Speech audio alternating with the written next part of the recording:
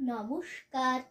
খোকার ইচ্ছে লিখেছেন কবি নীরেন্দ্রনাথ চক্রবর্তী। উঠতে বসতে বাবা হাঁকেন, বলবো তোকে কি আর, হতেই হবে তোকে দেশের মস্ত ইঞ্জিনিয়ার।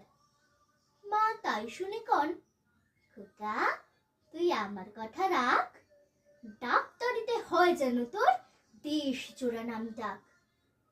জেঠু বলেন, কি হবি তুই? আমি সেটা জানি, তুই হবি এক নোবেল জয়ী বিখ্যাত বিজ্ঞানী। একই সঙ্গে সবাই বলেন, অন্য কিছু নয়, এবার তোকে হতেই হবে স্কুলে ফার্স্ট বয়। আমার ইচ্ছে ঘুড়ি ওড়াই, লাট্টু ঘোরাই আর ক্রিকেট খেলি, সাঁতরে করি মস্ত দিঘি পার।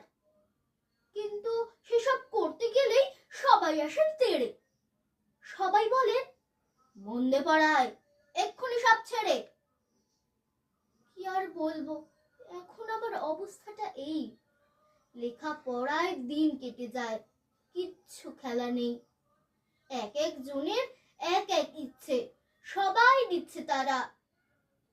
তার ফলে ভাই আমার নিজের ইচ্ছে গেছে মারা। নমস্কার।